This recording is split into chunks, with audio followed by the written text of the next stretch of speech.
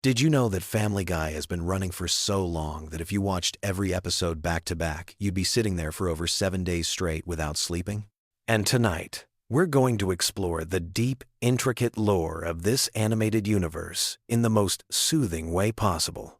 So, grab your favorite blanket, get comfortable, and let me take you through the fascinating world of Quahog, Rhode Island, where nothing is quite what it seems on the surface. The Griffin family saga begins long before Peter Griffin ever graced our television screens. In the quiet suburban streets of Spooner Street, a complex web of relationships, histories, and mysteries has been weaving itself for decades. Tonight, we'll unravel these threads slowly and gently, allowing the rich tapestry of Family Guy's storytelling to wash over you like a warm, comfortable wave. Let's start our journey with the patriarch himself, Peter Griffin. Born in 1956, Peter's origin story is far more complex than his simple-minded exterior might suggest. His biological father, Mickey McFinnigan, was an Irish fighter pilot who had a brief romance with Peter's mother, Thelma Griffin, during World War II. This revelation, discovered much later in the series, adds layers to Peter's character that extend far beyond his love of beer and television. Growing up in Providence, Rhode Island, Peter's childhood was marked by the influence of his stepfather, Francis Griffin, a deeply religious man whose stern demeanor shaped much of Peter's rebellious adult personality. The tension between Peter's carefree nature and his stepfather's rigid expectations created psychological patterns that would follow him throughout his life, manifesting in his relationships with authority figures and his own parenting style. The Griffin family home at 31 Spooner Street holds secrets within its walls that span generations. Built in the 1940s, the house has witnessed decades of Quahog's evolution from a quiet fishing village to the bustling suburban community we know today. Each room tells a story, from the basement where Peter keeps his various collections and hiding spots, to the attic, where family memories gather dust alongside forgotten treasures. Lois Pewterschmidt Griffin brings her own rich family history to the Griffin legacy. Born into the wealthy Pewterschmidt family, her upbringing in Newport, Rhode Island, was marked by privilege and expectations that she would eventually rebel against by marrying Peter.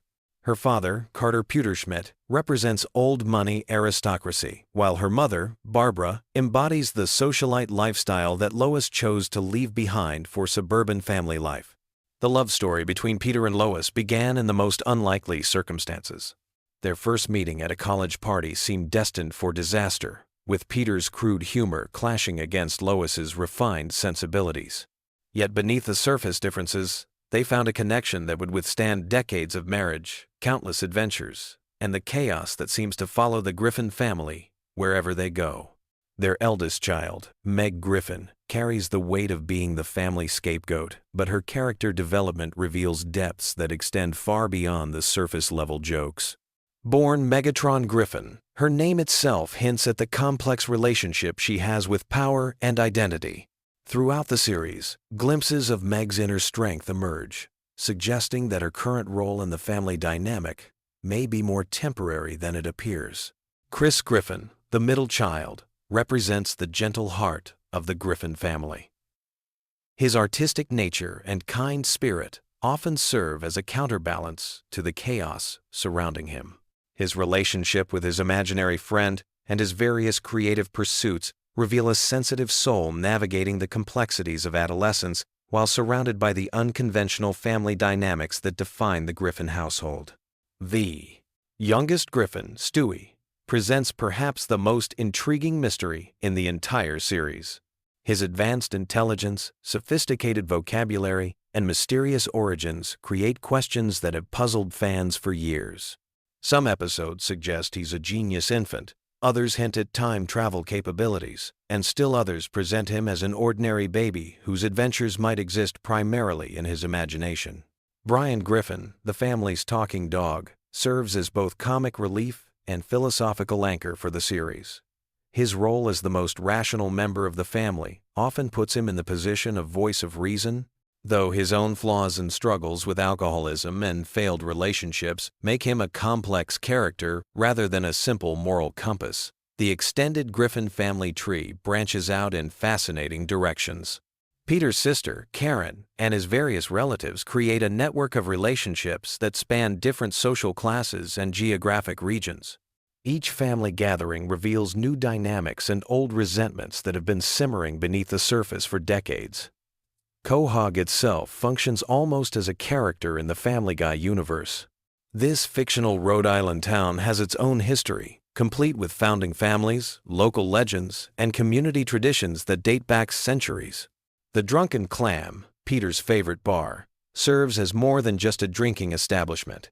It's a social hub where local politics, gossip, and friendships are forged and tested. The town's various establishments each carry their own stories.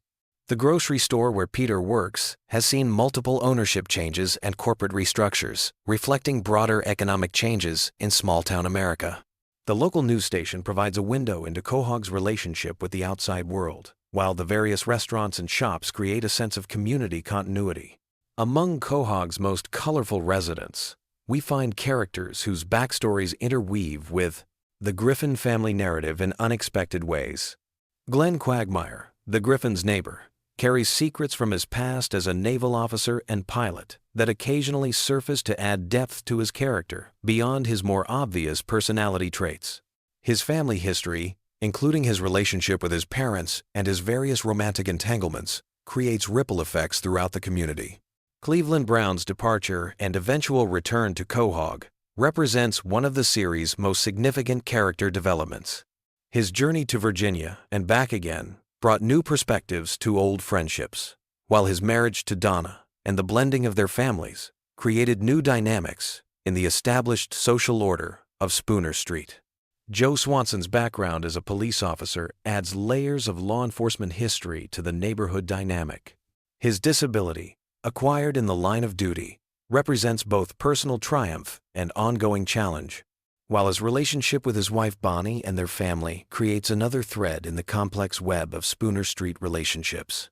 The recurring characters who populate Quahog each bring their own histories and motivations to the community. Mayor Adam West's eccentric leadership style masks a deeper commitment to his town, while his bizarre decisions often reveal unexpected wisdom. Dr. Hartman's medical practice serves the community despite his questionable competence, and his interactions with the Griffin family often provide insights into the town's healthcare system and social services. The series' approach to continuity creates interesting challenges for understanding Family Guy lore. Some episodes exist in their own bubble, while others build upon previous storylines or reference past events. This flexible approach to storytelling allows for both standalone adventures and deeper character development, creating a rich tapestry of experiences that can be appreciated on multiple levels. Religious and deeper, spiritual themes weave throughout Family Guy's narrative structure. Peter's complicated relationship with faith, influenced by his Catholic upbringing and his current skepticism, creates ongoing tension with his stepfather's devout beliefs. Lois's more moderate approach to spirituality provides balance, while the children navigate their own relationships with religious concepts and community expectations. The economic realities of the Griffin family life reflect broader American middle-class experiences. Peter's various jobs and career changes mirror the instability many families face in changing economic conditions, while Lois's occasional work outside the home represents the increasing necessity for dual-income households in suburban communities. Educational themes emerge through the children's school experiences at James Woods High School. The various teachers, administrators, and fellow students create a microcosm of American public education, complete with funding challenges, administrative politics, and the ongoing struggle to provide quality education in an underfunded system. Transportation plays a significant role in Family Guy lore, from Peter's various vehicles to the family's travel adventures. Each mode of transportation represents different aspects of American mobility culture, from the freedom of car ownership to the challenges of public transportation and the dreams of exotic travel destinations. The series' treatment of technology evolution provides a unique window into changing American society. Early episodes reflect the technology available at the time, while later episodes incorporate smartphones, social media, and digital culture into the storylines, creating interesting contrasts in how the characters adapt to technological change. Food culture permeates Family Guy storytelling, from Peter's love of unhealthy cuisine to the family's dining experiences at various restaurants. These food-related storylines often reflect broader American attitudes toward nutrition, dining culture, and the role of food in family bonding and social interaction. The changing seasons in Quahog provide natural rhythm to the series' storytelling. Holiday episodes create opportunities for family traditions, while seasonal activities reflect the natural cycle of New England life. These seasonal elements ground the fantastic elements of the show in recognizable patterns of American suburban life. As we reach the end of our gentle journey through Family Guy lore, it's worth noting that this animated universe continues to evolve and expand.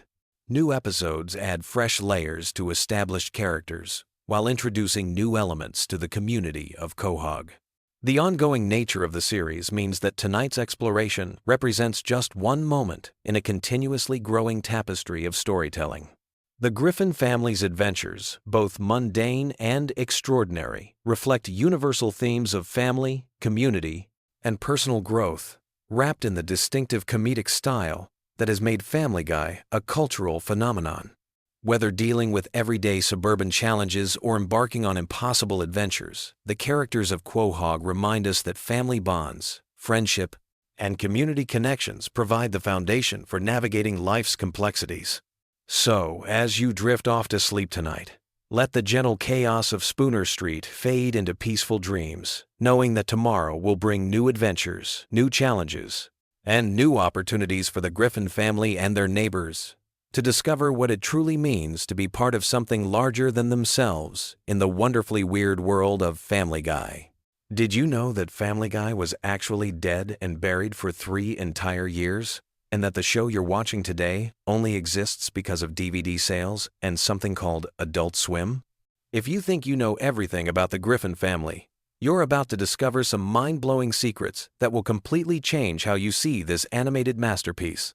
What I'm about to tell you goes way deeper than just random trivia. We're talking about hidden connections to other shows, real-world controversies that almost destroyed careers, and creative decisions that were so controversial they had to be completely rewritten.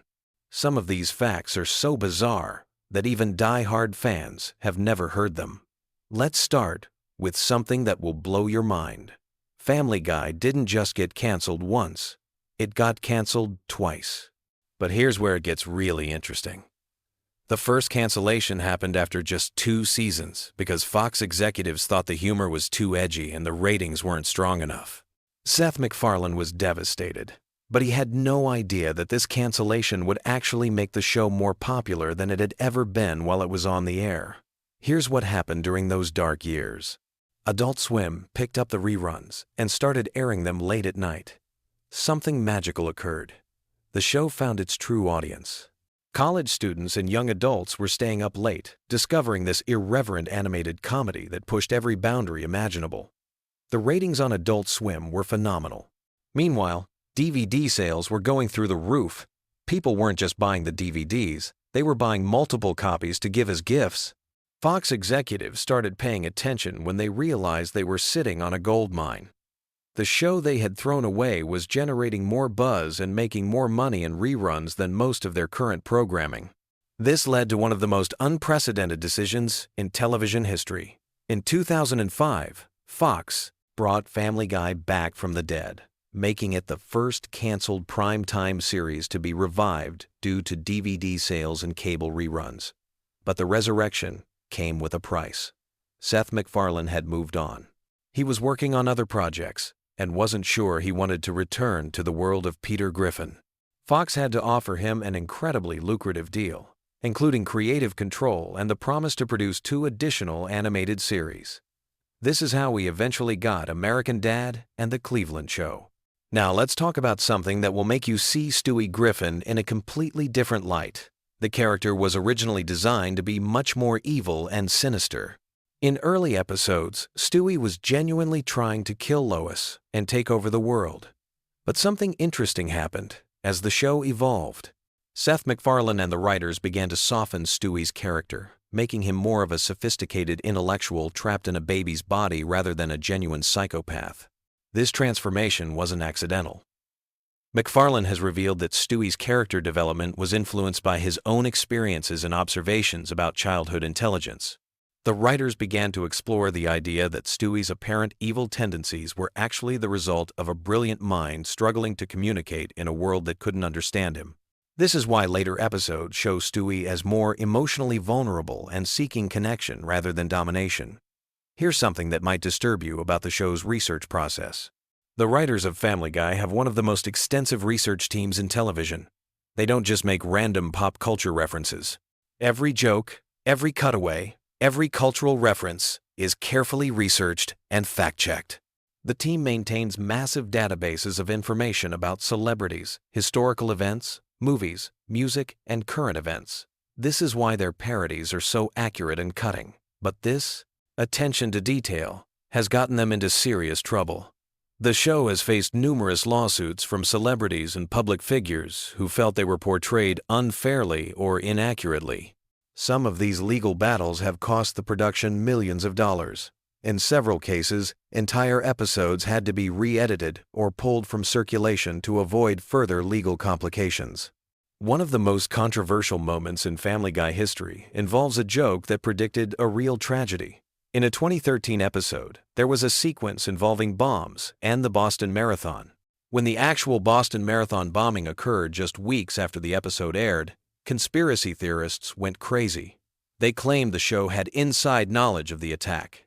The truth is much simpler but equally disturbing. It was a coincidence, but it highlighted how the show's edgy humor sometimes intersects with real-world events in uncomfortable ways.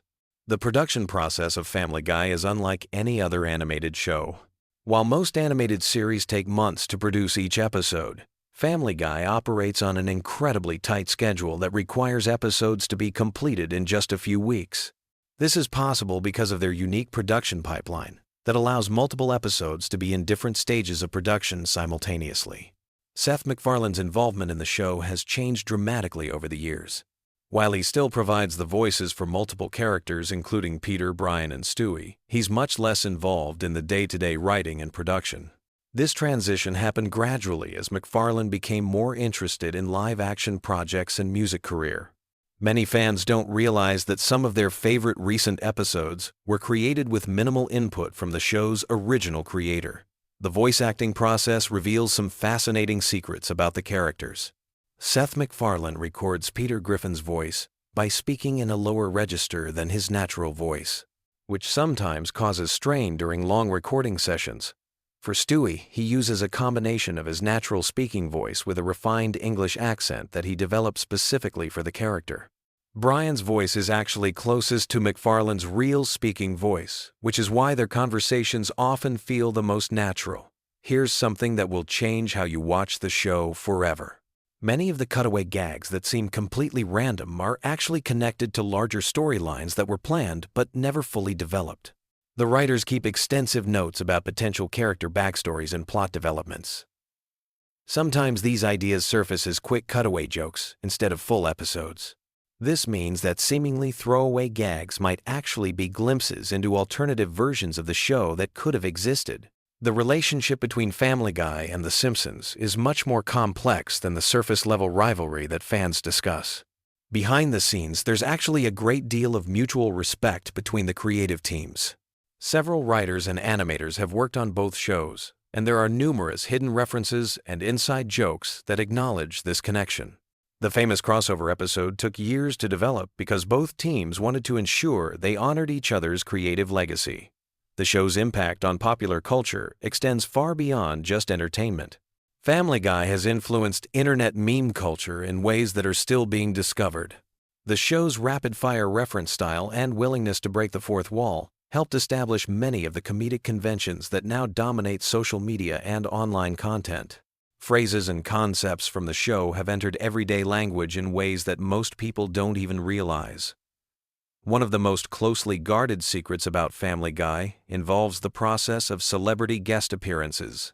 The show has featured hundreds of celebrity voices over the years, but the selection process is incredibly strategic.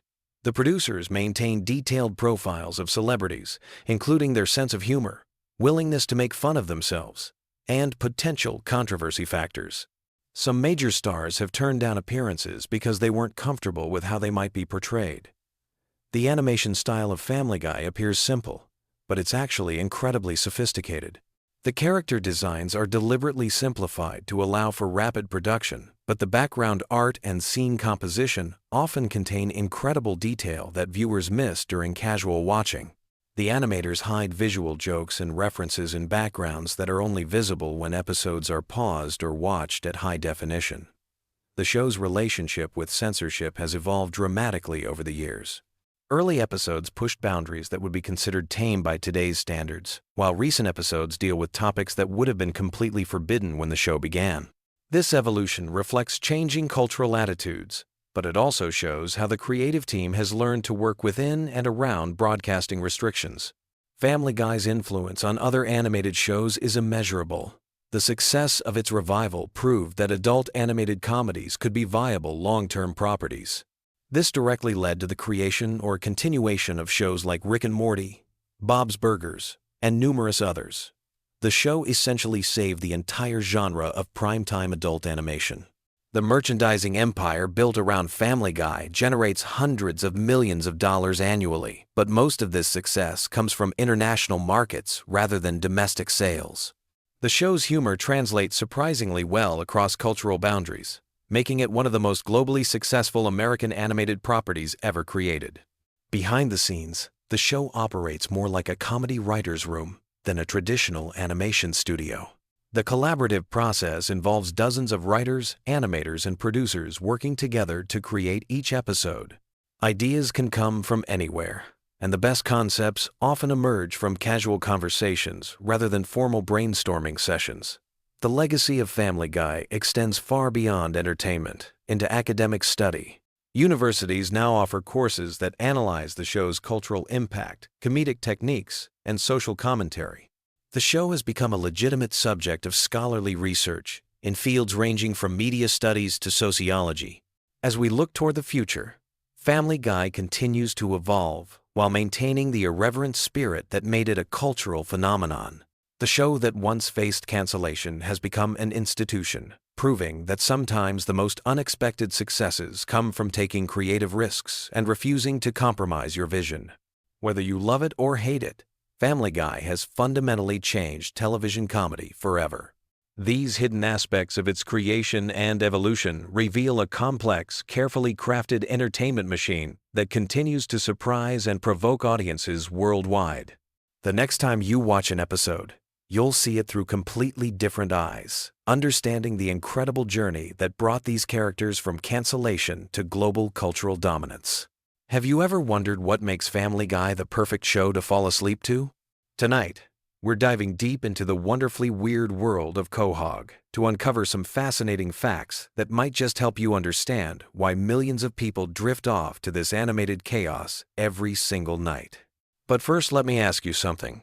What if I told you that the baby genius who plots world domination actually has one of the most tragic character arcs in television history? Or that there's a scientific reason why Peter Griffin's voice might be the ultimate sleep aid? Stick around, because by the end of this video, you'll never look at your bedtime Family Guy marathon the same way again. Let's start with something that'll blow your mind. Stewie Griffin, that diabolical infant with the posh British accent, wasn't always the character we know today. In the original concept, he was supposed to be much darker and more sinister. The show's creator, Seth MacFarlane, initially envisioned him as a genuinely evil character whose plans would occasionally succeed. But here's the fascinating part that most fans don't realize. Stewie's entire personality is built on a foundation of insecurity and loneliness that makes him oddly relatable, especially during those late-night viewing sessions when you're feeling a bit isolated yourself. The genius baby's accent tells us everything we need to know about human psychology. In one of the show's most revealing moments, Stewie admits in therapy that his British accent is completely fake. He adopted it to sound smarter and more sophisticated than everyone around him. It's essentially vocal armor designed to protect his vulnerable core. This resonates with so many viewers because we all put on masks to hide our insecurities. When you're lying in bed at 3 a.m, there's something comforting about a character who's also struggling with authenticity. But here's where it gets really interesting. The show deliberately keeps it. ambiguous whether other characters can actually understand Stewie. Sometimes they respond to him. Sometimes they completely ignore his elaborate monologues about world domination. This creates a dreamlike quality that perfectly mirrors the state between waking and sleeping. Your brain doesn't have to work too hard to follow rigid logic because the show itself operates on dream logic. Speaking of dream logic, let's talk about the show's relationship with time and reality. Family Guy is famous for its cutaway gags that transport viewers to completely different scenarios mid-episode. One moment Peter is arguing with Lois about dinner. The next moment we're watching a historical flashback about Napoleon's bathroom habits. These rapid shifts in context actually mimic the way our minds work when we're falling asleep, jumping from thought to thought without linear connection. The show's approach to continuity is another sleep-inducing factor. Characters die and come back to life, major events get completely forgotten by the next episode, and the family somehow never ages despite running for over 2 decades. This lack of consequences creates a safe space for your mind. You don't need to worry about emotional investment or following complex storylines. It's mental comfort food. Now let's examine the voice acting, because this is where the science gets really interesting. Seth MacFarlane voices multiple main characters, including Peter, Brian, and Stewie. The consistency of hearing the same vocal patterns creates a subconscious sense of familiarity and safety. Peter's voice in particular has a rhythmic, almost hypnotic quality that many sleep specialists would recognize as naturally soothing. The slight nasal tone and steady pacing can actually help regulate breathing patterns. Brian Griffin represents something unique in the Family Guy universe. As the talking dog who serves as the show's voice of reason, he often delivers philosophical observations and cultural commentary. But here's what makes him perfect for sleep viewing. His conversations with Stewie frequently dive into existential topics without becoming too heavy or anxiety-provoking. They discuss the meaning of life, mortality, and purpose in ways that feel profound but never overwhelming. It's like having a gentle philosophical discussion as you drift off to sleep. The show's approach to controversial topics is surprisingly sophisticated when you analyze it from a sleep psychology perspective. While Family Guy is known for pushing boundaries, it does so in such an over-the-top way that it becomes almost cartoonish rather than genuinely disturbing. This allows viewers to process difficult subjects without the emotional intensity that would keep them awake. It's social commentary wrapped in enough absurdity to feel safe. Let's dive into the Griffin family dynamics, because they reveal something fascinating about comfort viewing. Despite all their dysfunction, the family always comes back together by the end of each episode. Peter might do something incredibly stupid. Lois might lose her temper. Meg might face another humiliation, but they remain a unit. This predictable structure provides emotional security. No matter how chaotic things get, you know everything will essentially reset by the next episode. The show's treatment of Meg Griffin deserves special attention. As the perpetually misunderstood teenager who faces constant rejection and ridicule, she represents the part of ourselves we're most insecure about. But the show's portrayal of her suffering is so exaggerated that it becomes therapeutic rather than depressing. It's like having your own adolescent anxieties reflected back to you in such an extreme way that they lose their power to hurt you. Chris Griffin, the dim-witted but kind-hearted son, provides another layer of comfort. His innocence and genuine sweetness create moments of unexpected warmth throughout the show. When everything else is cynical and sarcastic, Chris offers glimpses of pure, uncomplicated emotion. These moments work like pressure valves, releasing tension just when the cynicism might become overwhelming. The show's relationship with pop culture creates a unique viewing experience that's perfect for repeat watching. The references span decades, from obscure 70s television shows to current internet memes. This means different jokes land differently depending on your age, mood, and current knowledge base. You can watch the same episode multiple times and discover new layers, but the discovery process is gentle and rewarding rather than demanding. Family Guy's animation style contributes to its sleep friendliness in subtle but important ways. The character designs are simple and rounded, avoiding sharp angles or jarring visual elements that might startle viewers. The color palette is warm and familiar, dominated by the cozy yellows and browns of the Griffin home. Even during action sequences or fantastical cutaways, the visual style remains consistent and non-threatening. The show's musical elements deserve recognition too. From Stewie and Brian's elaborate musical numbers to Peter's improvised songs, music is woven throughout the series in ways that create rhythm and flow. These musical interludes often serve as natural breaking points, giving your brain permission to zone out or drift away. The songs are catchy enough to be memorable, but rarely complex enough to demand active listening. One of the most brilliant aspects of Family Guy's sleep appeal is its relationship with repetition. The show has been running for so long that certain gags and character interactions have become ritualistic. Peter fighting the giant chicken, Stewie's elaborate revenge plots against Lois, Brian's pretentious literary aspirations.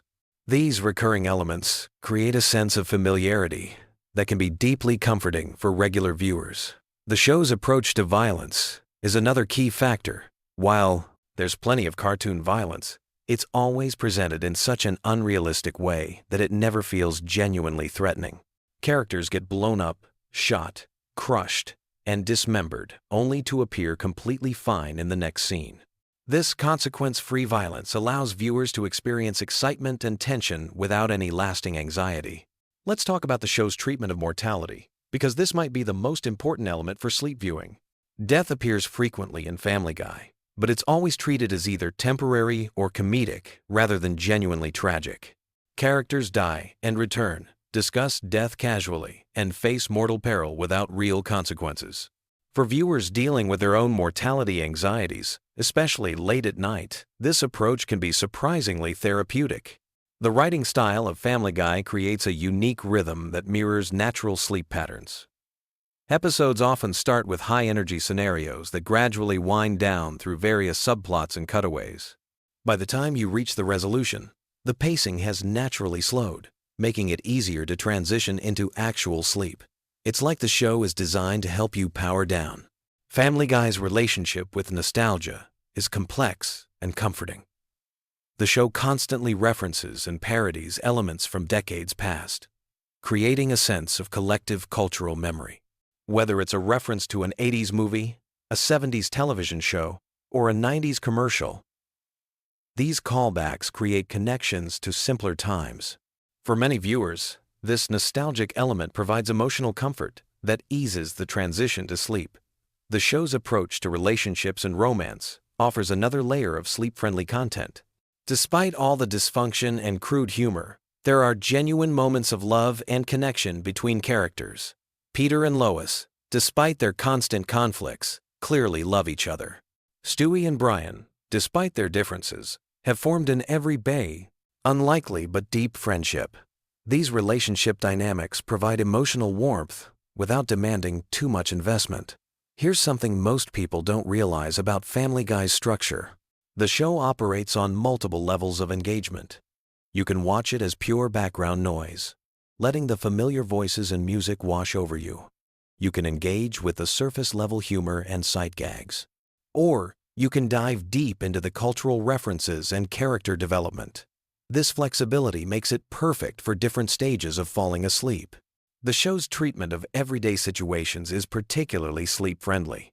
Many episodes revolve around mundane domestic issues like household chores, neighbor disputes, or family dinners that somehow spiral into elaborate adventures. But no matter how wild things get, they always return to the familiar setting of the Griffin home. This creates a sense of adventure within safety, excitement within security. Family Guy's approach to current events and social issues provides another comfort layer. The show comments on politics, social trends, and cultural phenomena, but always through the lens of cartoon absurdity. This allows viewers to engage with real-world concerns without the anxiety that usually accompanies such topics. It's like having a pressure release valve for contemporary stress. The show's episodic nature means you never have to worry about missing crucial plot developments if you fall asleep mid-episode. While there are occasionally multi-part episodes or recurring storylines, the vast majority of episodes are self-contained. This removes the anxiety about keeping up with complex narratives and allows your mind to relax completely. As we wrap up this deep dive into why Family Guy has become the ultimate sleep companion for millions of viewers, remember that comfort viewing is a deeply personal experience. What works for one person might not work for another. But there's something undeniably special about a show that can make you laugh, think, and ultimately feel at peace, all within the span of 22 minutes. The genius of Family Guy as a sleep aid lies in its perfect balance of engagement and relaxation. It's stimulating enough to occupy your conscious mind and prevent anxious thoughts from taking over, but familiar and comforting enough to allow your subconscious to begin the journey towards sleep. Whether you're drawn to Stewie's elaborate schemes, Peter's childlike wonder, or Brian's philosophical musings, there's something in this animated chaos for everyone. So the next time you find yourself reaching for that remote at bedtime, remember that you're not just choosing mindless entertainment. You're selecting a carefully crafted comfort blanket that's helped millions of people transition from the stresses of the day into peaceful rest. Sweet dreams, and remember, in Quahog, everything always works out in the end. Have you ever wondered why millions of people fall asleep to Family Guy every single night? Tonight, I'm diving deep into this bizarre internet phenomenon that's taken over bedrooms worldwide. We're talking about random Family Guy episodes specifically curated for sleep, and trust me, by the end of this video, you'll understand exactly why this animated chaos has become the ultimate sleep soundtrack for an entire generation. Before we jump into this rabbit hole, let me ask you something. How many of you have tried falling asleep to complete silence, only to find your brain racing with thoughts? Or maybe you've attempted those boring nature sounds that somehow make you feel more awake than relaxed. Well, you're not alone. And that's exactly where our story begins. The Family Guy sleep phenomenon isn't just some random internet trend. It's a psychological masterpiece that accidentally stumbled upon the perfect formula for shutting down an overactive mind. Think about it. When you're lying in bed, trying to fall asleep, what's your biggest enemy? Your own thoughts. Your brain wants to replay every embarrassing moment from middle school, plan tomorrow's meetings, or suddenly solve world hunger. But Family Guy? It gives your mind something familiar yet unpredictable to focus on, creating the perfect distraction cocktail. Let me paint you a picture of how this whole thing works. You're scrolling through YouTube at midnight, exhausted but somehow still wired. You stumble across a video titled Family Guy Random Episodes No Ads Perfect for Sleep, with like 3 million views. You click it, thinking you'll watch for maybe 10 minutes. Next thing you know, you're waking up 8 hours later with your phone battery dead and Peter Griffin's voice somehow embedded in your dreams. The genius of Family Guy as sleep content lies in its complete unpredictability, wrapped in comfortable familiarity. You've probably seen most episodes before, so there's no pressure to follow. Along with complex plot lines, your brain can just drift along with the familiar voices and random cutaway gags without feeling like it's missing something important. It's like having background conversation at a party where you don't need to participate, but the noise keeps your mind occupied enough to relax. Now, let's talk about why random episodes work better than watching the show normally. When you're actively watching Family Guy during the day, you're engaged with the jokes, the storylines, and the visual gags. But when it's sleep time, you need something that provides just enough stimulation to quiet your thoughts without keeping you awake. Random episodes create this perfect sweet spot because there's no narrative continuity to follow. Your brain doesn't have to work to connect plot points or remember character developments. It can just float along with whatever chaos is happening on screen. The audio quality of these sleep compilations is crucial too. Most creators who make Family Guy sleep content understand that the volume needs to be just right. Not so loud that sudden outbursts wake you up, but not so quiet that you're straining to hear. They often remove the louder musical segments and focus on dialogue-heavy scenes. It's like they've accidentally created the perfect white noise machine, except instead of ocean sounds, it's Stewie plotting world domination. Here's something fascinating about the psychology behind this phenomenon. Sleep researchers have found that consistent, familiar sounds can actually improve sleep quality by masking disruptive noises and giving the brain something predictable to tune out. Family Guy provides this consistency through its familiar character voices and recurring joke structures, while the randomness prevents your brain from getting too invested in following along. The comment sections on these videos are absolutely incredible. You'll find thousands of people sharing their sleep stories, talking about how they've been falling asleep to the same episodes for years. or how they can identify exactly which episode they fell asleep to based on what they remember hearing. There's this whole community of people who've basically turned Family Guy into their personal sleep medication, and they're all supporting each other's weird sleep habits. What's really interesting is how this has evolved beyond just Family Guy. You'll find similar content for shows like The Simpsons, South Park, and even The Office. But Family Guy seems to have the perfect storm of elements that make it ideal for sleep content. The show's humor doesn't rely heavily on visual gags, so you're not missing much with your eyes closed. The characters have distinct, recognizable voices that create a comforting audio landscape, and the show's episodic nature means you can jump in anywhere without feeling lost. The creators of these sleep compilations have become masters of their craft. They know exactly which episodes work best, which scenes to include or skip, and how to balance the audio levels for optimal sleep induction. Some even create custom transitions between episodes to eliminate jarring cuts that might wake viewers up.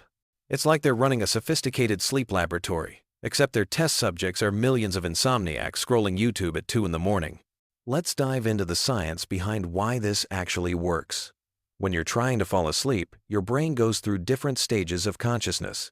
During the transition from wakefulness to sleep, your mind is particularly susceptible to intrusive thoughts and anxiety. Having familiar, low-stakes audio content provides what sleep experts call cognitive load distribution. Essentially, you're giving your brain something harmless to process, instead of letting it spiral into worry or excitement. The repetitive nature of Family Guy's humor structure also plays a role.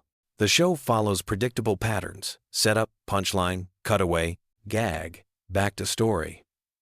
This rhythm becomes almost hypnotic when you're in a relaxed state.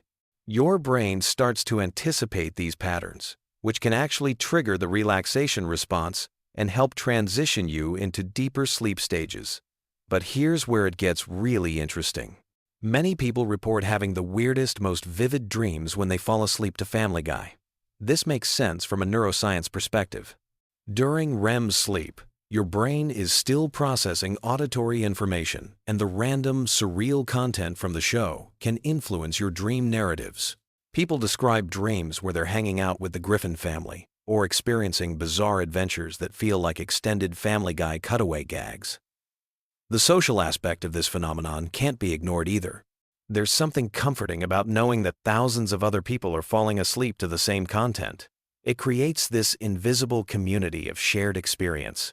You're not alone in your weird sleep habits, because apparently everyone else is doing it too.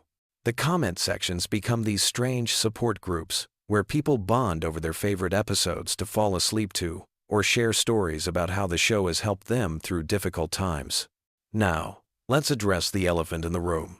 Is falling asleep to TV shows actually healthy? Sleep experts have mixed opinions on this.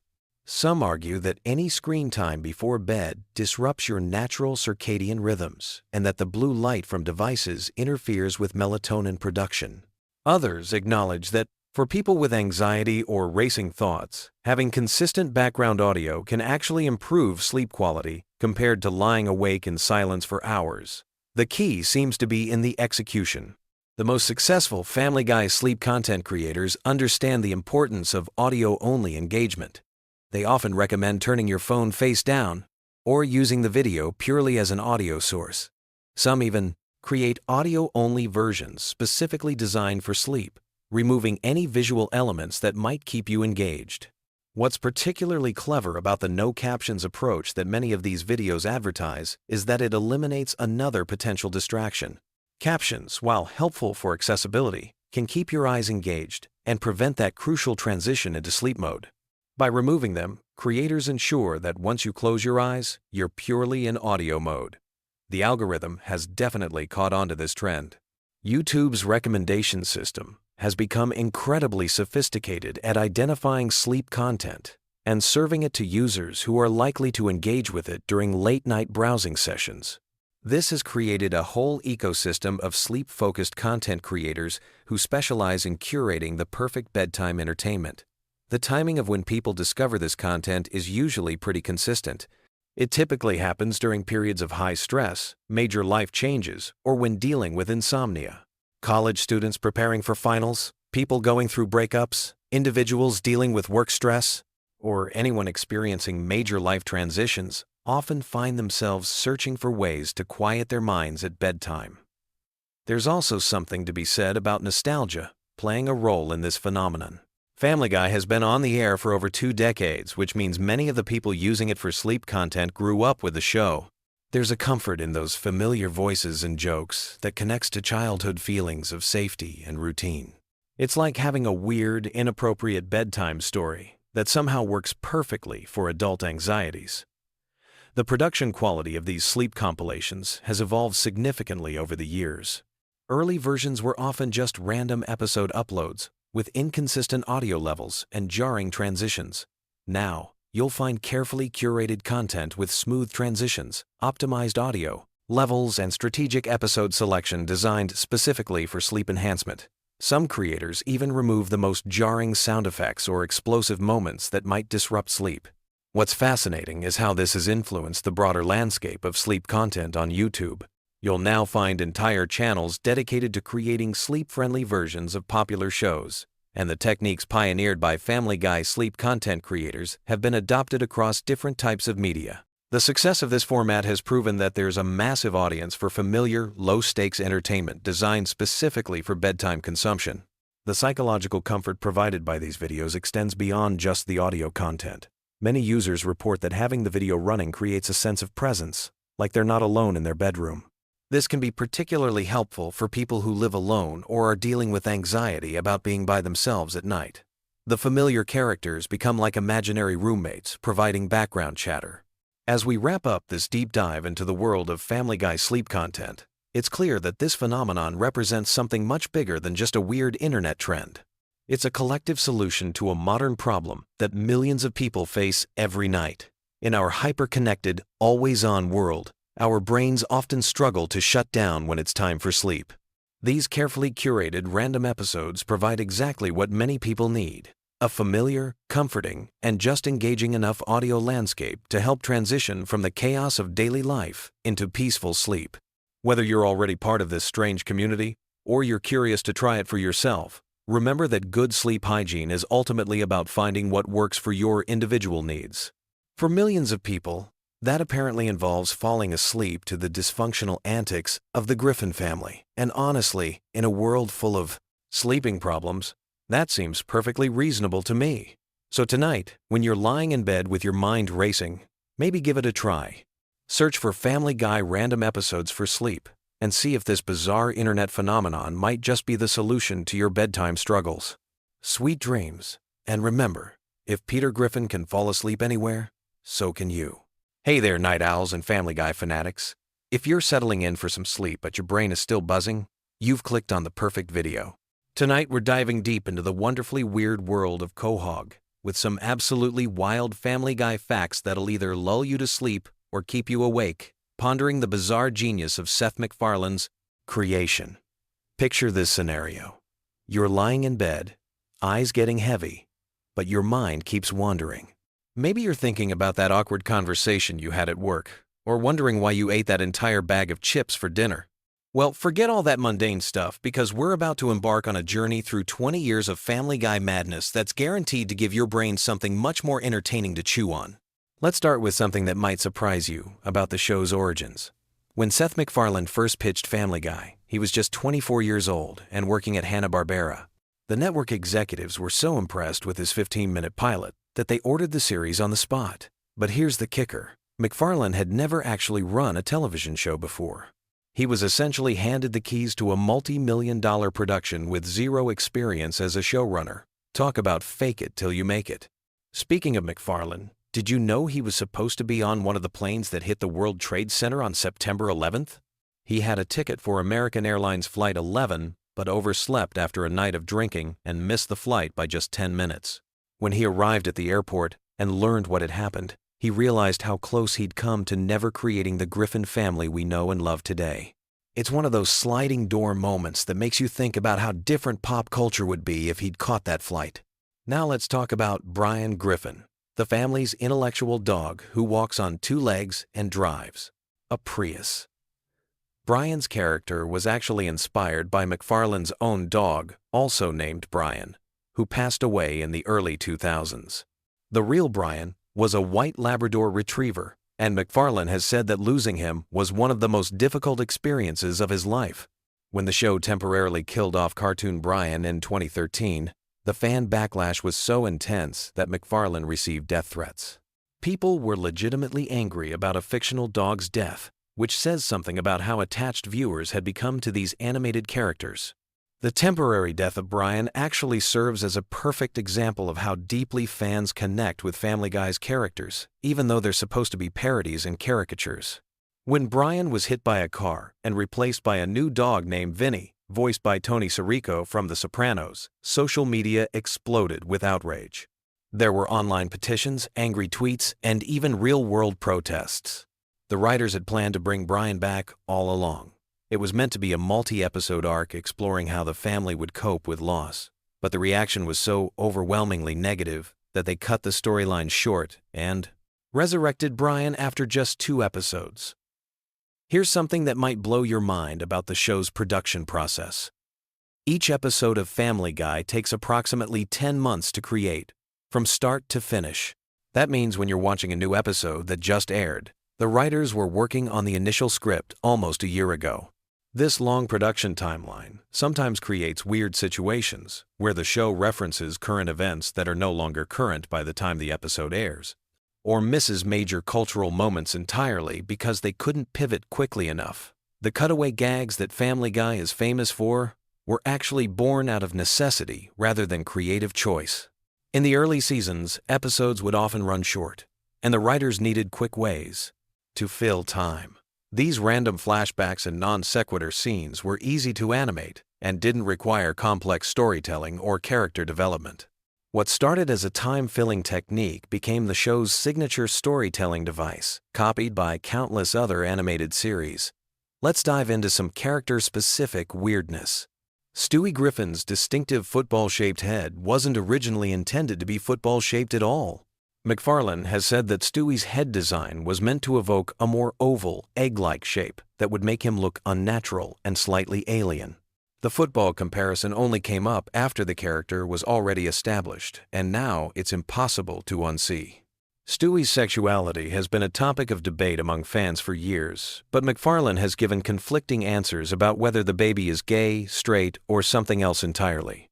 In some interviews, he suggested that Stewie is gay, while in others, he said the character is too young for sexual orientation to be relevant.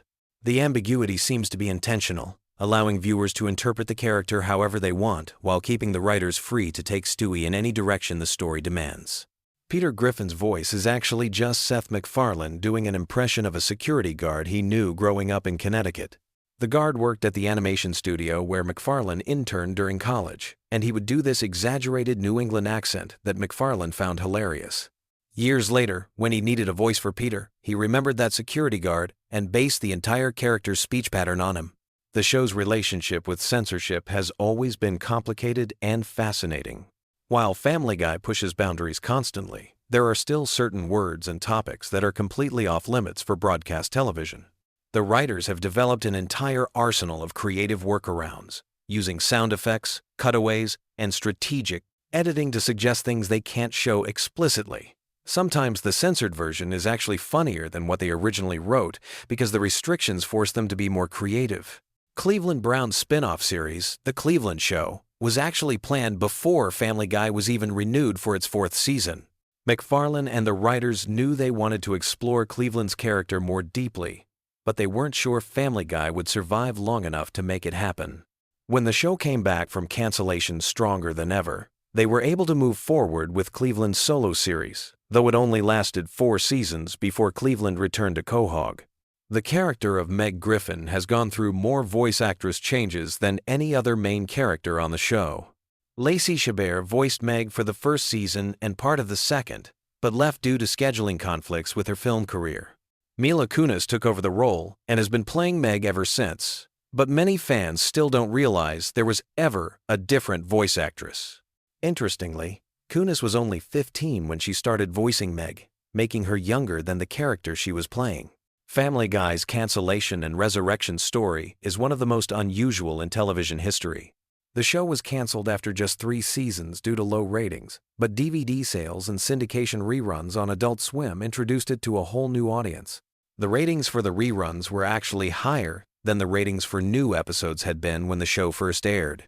This success convinced Fox to bring the show back, making Family Guy the first canceled series to be revived purely based on DVD sales and cable reruns. The show's animation style has evolved significantly over the years, though casual viewers might not notice the changes. Early episodes were animated using traditional cell animation techniques, while current episodes are created entirely using digital animation software. The digital process allows for more complex visual effects and faster production times, but some longtime fans argue that the hand-drawn episodes had a warmer, more organic feel. Here's something that might surprise you about the show's writing process. Despite Family Guy's reputation for random stream-of-consciousness humor, every single cutaway gag and non-sequitur moment is carefully planned and scripted. The writers spend weeks crafting these seemingly spontaneous moments, testing them with focus groups and refining them until they hit just the right note of absurdity. What feels effortlessly random is actually the result of meticulous preparation and timing. The character of Quagmire was originally going to be named Quahog, after the town where the Griffins live. But the writers realized that having a character and a location with the same name would be confusing for viewers, so they changed it to Quagmire at the last minute. The name Quagmire is actually a play on words, combining the idea of being stuck in a difficult situation with the character's, shall we say, adventurous romantic life. Death, the Grim Reaper character who occasionally appears on the show, was voiced by Norm Macdonald in his early appearances. Macdonald's deadpan delivery was perfect for the role, but scheduling conflicts meant he couldn't continue voicing the character regularly. Adam Carolla took over the role for several episodes before it eventually went to other voice actors. Death's inconsistent voice casting reflects one of the challenges of using celebrity guest stars for recurring characters. The show has featured some truly bizarre celebrity cameos over the years, but one of the strangest was Rush Limbaugh playing himself in an episode where Brian becomes conservative. Limbaugh recorded his lines during a commercial break of his radio show, and the writers had to work around his limited availability by keeping his dialogue minimal and straightforward. The episode aired during the height of Limbaugh's popularity, and his appearance generated significant media attention. Family Guy's approach to continuity is deliberately inconsistent, which allows the writers tremendous creative freedom, but sometimes confuses viewers who are paying close attention. Characters die and come back to life. Major events happen and are never mentioned again. And the timeline of the show makes absolutely no sense if you try to analyze it logically. This isn't accidental. The writers have explicitly said they prioritize individual episode quality over long-term story coherence. The show's merchandising success has been almost as impressive as its television ratings. Family Guy merchandise has generated hundreds of millions of dollars in revenue, with everything from t-shirts and coffee mugs to video games and board games. The talking plush toys of Stewie and Brian were particularly popular, though they had to be carefully programmed to avoid saying anything too inappropriate for younger children who might play with them. One of the most interesting aspects of Family Guy's production is how they handle controversial episodes. The writers have an informal rating system for how potentially offensive each episode might be, and they adjust the marketing and promotion accordingly. Episodes that push boundaries harder than usual often air with less advanced publicity, allowing them to reach audiences without generating pre-broadcast controversy that might lead to censorship. The show's relationship with Fox Network executives has been notoriously rocky over the years. MacFarlane has been vocal about his frustrations with network interference, and several episodes have included not-so-subtle jabs at Fox's programming decisions and corporate culture. Despite this tension, Family Guy remains one of Fox's most valuable properties, giving MacFarlane significant leverage in creative disputes. Here's a production detail that most viewers never think about, but affects every single episode. The timing of animated comedy is completely different from live-action comedy because animated characters can move and react in ways that real actors cannot. Jokes that would fall flat in live action can work perfectly in animation because the visual possibilities are unlimited. The writers and animators work closely together to ensure that the timing of visual gags matches the rhythm of the dialogue. The voice recording process for Family Guy is also unique in the animation world. Most animated shows record each actor separately, but Family Guy often brings the main cast together for group recording sessions. This allows for more natural interactions and improvisation, though it also makes the recording process more expensive and time-consuming. Seth MacFarlane voices multiple characters, so he sometimes has to have conversations with himself, switching between Peter, Brian, and Stewie within the same scene. As you're drifting off to sleep tonight, think about this final fact. Family Guy has now been on the air for over 2 decades, making it one of the longest-running animated series in television history. Kids who watched the first episode when it premiered in 1999 are now adults with children of their own. The show has outlasted multiple generations of network executives, survived cancellation, and adapted to completely different media landscapes, from broadcast television to streaming services. The Griffin family has become as familiar to many people as their own relatives, which is both impressive and slightly disturbing when you consider how dysfunctional that family actually is. But maybe that's the secret to Family Guy's enduring appeal. In a world where real families can be just as complicated and bizarre as the fictional ones we see on television, there's something comforting about knowing that no matter how weird your own family dynamics might be, at least you're not dealing with a talking baby who's constantly plotting world domination, and a dog who's writing the great American novel. Sweet dreams, and remember, life's a lot like Family Guy. Sometimes it makes perfect sense. Sometimes it's completely random, and sometimes you just have to go with it and hope for the best. Whether you're a longtime fan or a newcomer to the show, these facts give you a glimpse into the creative chaos that makes Family Guy such a unique entry in television history. Sleep well, and maybe you'll dream about Quahog tonight. Hey there, night owls and Family Guy fanatics! If you're settling in for some bedtime content about everyone's favorite dysfunctional animated family, you've come to the right place. Tonight we're diving deep into the Griffin household with some fascinating facts that'll either help you drift off peacefully or keep you up thinking about just how wild this show really gets. Now, before we jump into our relaxing journey through Quahog, let me ask you something. Have you ever really stopped to think about how Family Guy has been part of our lives for over 2 decades? Since 1999, this show has given us countless laughs, memorable cutaway gags, and characters that have become household names. But tonight, we're going beyond the surface-level humor to explore some truly mind-blowing details you probably never knew. Here's something that might surprise you right off the bat. Family Guy was actually canceled not once, but twice by Fox. The first cancellation happened in 2002 after just 3 seasons. The network executives thought the show wasn't finding its audience. But here's where it gets interesting. Adult Swim picked up the reruns, and the show exploded in popularity. The DVD sales went through the roof, and suddenly Fox realized they had made a massive mistake. They brought it back in 2005, and it's been running ever since. Sometimes, the best things in life really do come back when you least expect them. Let's talk about the voice behind Stewie Griffin for a moment. Seth MacFarlane, the show's creator, originally based Stewie's voice on a combination of Rex Harrison from My Fair Lady and a generic posh English accent. But here's the fascinating part. MacFarlane has mentioned in interviews that Stewie's sexuality has always been deliberately ambiguous.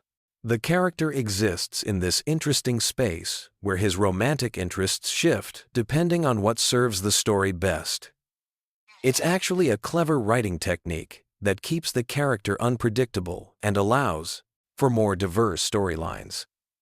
Speaking of voices, did you know that Seth MacFarlane voices not just Stewie, but also Peter Griffin, Brian Griffin, Glenn Quagmire, Tom Tucker, and Carter Pewterschmidt? That's 6 major characters, all coming from one incredibly talented vocal performer. When you think about it, MacFarlane is essentially having conversations with himself in most scenes. The man has to switch between these distinct personalities, sometimes within the same sentence. It's like being a one-person theater troupe. Here's a production fact that'll blow your mind. Each episode of Family Guy takes approximately 10 months to complete, from initial concept to final product. The animation process alone requires hundreds of individual artists working on different aspects. Every single movement, facial expression, and background detail has to be hand-drawn and then digitally colored. When you consider that the show produces over 20 episodes per season, you start to realize the incredible amount of work that goes into bringing the Griffin family to life. The show's famous cutaway gags weren't actually planned from the beginning. They evolved naturally as the writers found themselves wanting to include jokes that didn't fit into the main storyline. These random flashbacks and fantasy sequences became such a signature element that other animated shows have tried to copy the format, but none have quite captured the same spontaneous energy that Family Guy brings to these moments. Now, let's explore some character development that might help you see the show in a new light. Brian Griffin, the family dog, was originally going to be much more of a background character. McFarlane has said that Brian evolved into the show's voice of reason almost by accident. The writers kept finding themselves using Brian as a way to comment on Peter's more outrageous behavior, and gradually he became this intellectual counterpoint to the family's chaos. It's interesting how a character can grow beyond their original intended purpose. Here's something about the show's cultural impact that's worth pondering as you drift off tonight. Family Guy has been translated into dozens of languages and broadcasts in over 100 countries worldwide. But the cultural references and American humor don't always translate perfectly. International versions sometimes have to completely rewrite jokes or replace cultural references with local equivalents. Imagine trying to explain a 1,980 seconds American pop culture reference to someone in rural Japan. The localization teams for this show deserve serious recognition. The relationship dynamics within the Griffin family actually reflect a lot of real family psychology, despite all the absurd situations they find themselves in. Take the sibling rivalry between Chris and Meg, for example. While it's exaggerated for comedic effect, it captures something genuine about how teenagers navigate their place within family hierarchies. Even the marriage between Lois and Peter, with all its dysfunction, touches on real issues that many couples face, just amplified to ridiculous proportions. One aspect of the show that's evolved significantly over the years is its approach to social commentary. Early seasons focused more on pure absurdist humor, but as the series progressed, it began tackling more complex social and political issues. The writers found ways to embed serious conversations about topics like religion, politics, and social justice within the framework of outrageous comedy. It's like sneaking vegetables into a kid's favorite dessert. The animation style of Family Guy has also undergone subtle but significant changes over the decades.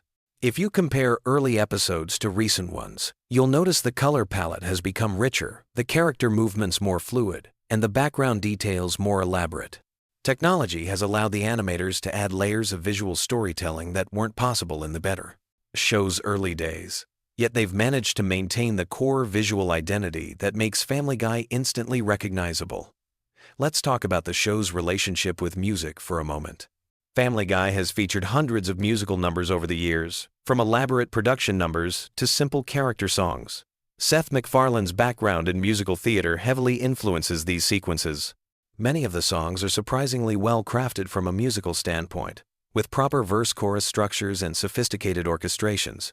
Some episodes are essentially animated musicals disguised as sitcom episodes. Here's a fascinating detail about the show's writing process.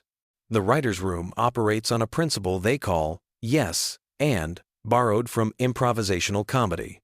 When someone pitches an idea, no matter how outrageous, the group tries to build on it rather than shut it down immediately. This approach has led to some of the show's most memorable and bizarre moments. It's a reminder that creativity often flourishes when we suspend our initial judgment and let ideas develop naturally. The character of Meg Griffin represents something unique in television comedy. She's simultaneously the most normal member of her family and the one who receives the most abuse from everyone around her. This creates an interesting dynamic where the audience often sympathizes with her while still laughing at her misfortunes. It's a delicate balance that the writers have maintained for over 20 years, and it speaks to something deeper about how we treat people who don't fit into expected social roles. Cleveland Brown's departure to his own spin-off show and eventual return to Family Guy created some interesting continuity challenges for the writers. They had to explain his absence and return in ways that felt natural to the ongoing story, while also acknowledging the real-world production reasons behind these changes. It's a perfect example of how television shows must constantly adapt to behind-the-scenes realities while maintaining narrative consistency. The show's approach to time and continuity is intentionally flexible.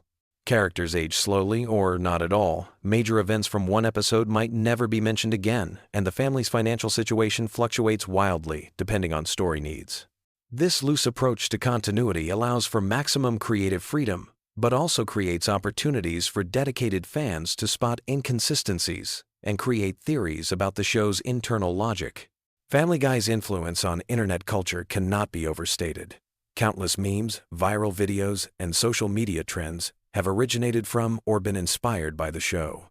The phrase, "Oh no, he didn't," might never have become a cultural touchstone without Peter Griffin's dramatic delivery. The show's rapid-fire humor style has influenced how people create and consume comedy content online. The voice acting in Family Guy extends far beyond the main cast.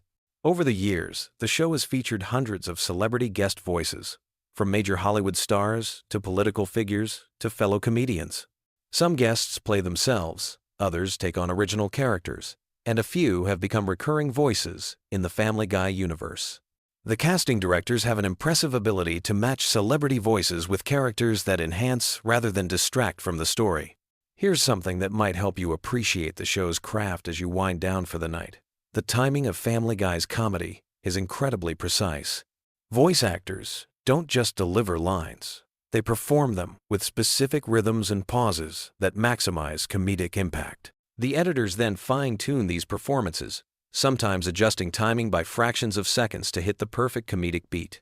It's a level of precision that most viewers never consciously notice but definitely feel. The show's relationship with censorship has evolved significantly since its early days. Standards and practices for television have changed, allowing Family Guy to push boundaries that would have been impossible in its first seasons. At the same time, the writers have developed more sophisticated ways to be provocative without simply relying on shock value. It's an interesting case study in how creative people adapt to changing cultural standards while maintaining their artistic voice. As we near the end of our journey through these Family Guy facts, consider how the show has managed to remain relevant across multiple generations of viewers. People who watched the show as teenagers in the early 2000s are now watching it with their own children. The humor that resonates with different age groups varies, but there's something universal about the Griffin family's chaotic energy that transcends generational boundaries. The production team behind Family Guy has created what amounts to a small animation empire. The success of the main show led to spin-offs, specials, video games, merchandise, and even live concert tours featuring the show's music.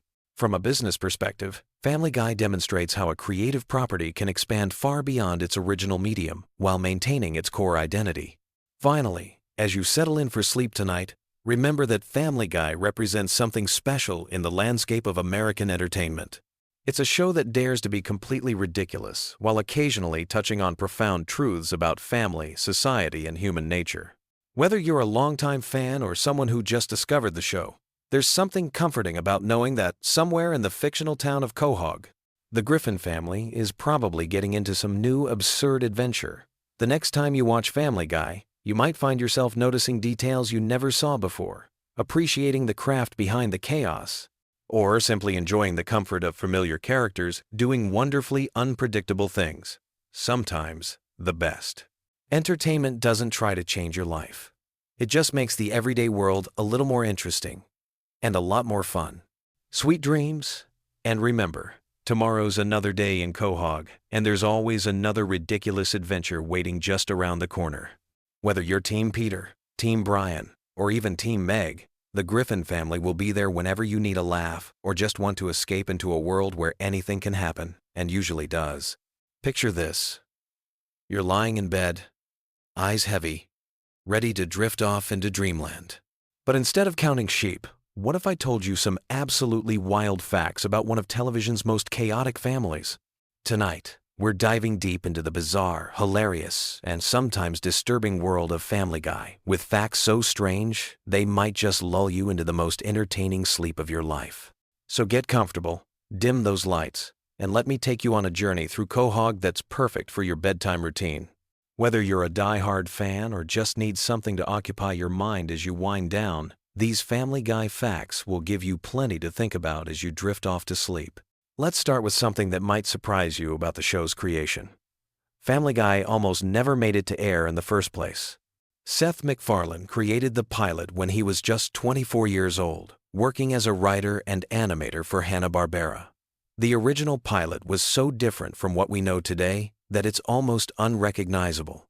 Brian wasn't even supposed to be the sophisticated martini-drinking intellectual we know and love. Originally, he was just going to be a regular dog who occasionally spoke. But McFarlane decided that having a talking dog who acted completely normal would be funnier than having one who was still essentially just a pet. Speaking of Brian, here's a fact that might keep you thinking as you fall asleep.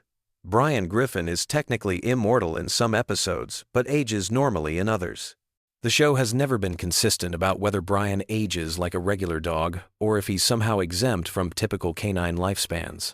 In some episodes, he's mentioned to be around 7 years old in dog years, which would make him middle-aged. But in others, he references events from decades ago, as if he experienced them personally.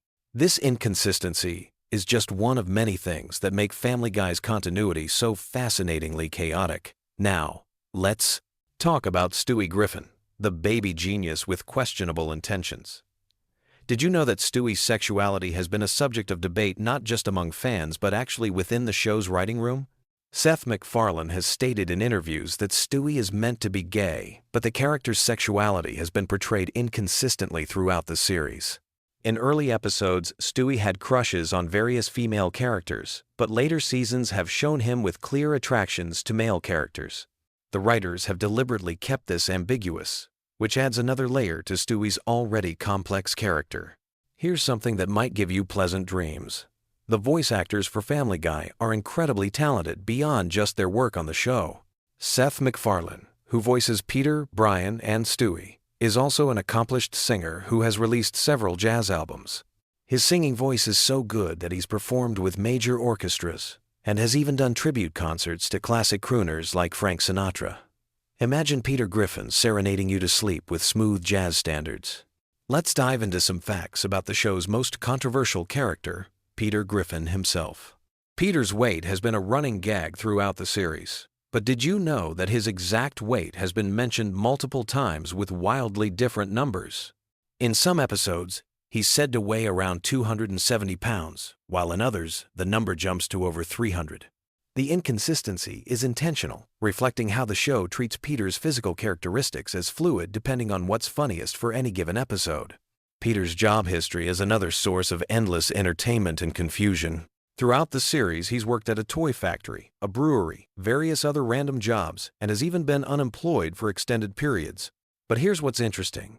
The show never explains how the Griffin family maintains their lifestyle during Peter's unemployed periods. They live in a decent house in what appears to be a middle-class neighborhood, yet Peter's employment status seems to have no impact on their standard of living. It's one of those cartoon logic elements that you just have to accept. Speaking of the Griffin house, have you ever noticed that the layout seems to change between episodes? Sometimes there are rooms that appear out of nowhere, and other times, familiar rooms seem to vanish. The basement, in particular, seems to change size and purpose depending on the episode's needs. In some episodes, it's a small storage space, while in others, it's large enough to hold elaborate contraptions or even entire gatherings. This kind of flexible architecture is common in animated shows, but Family Guy takes it to particularly absurd lengths.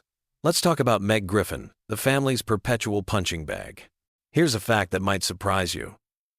Meg was originally supposed to be the most normal character in the family, serving as the audience's point of view into this chaotic household. But as the show evolved, the writers found it funnier to make her the target of everyone's abuse. This shift happened gradually over the first few seasons, and by the time it was fully established, Meg had transformed from a relatable teenager into a character whose suffering was played for laughs.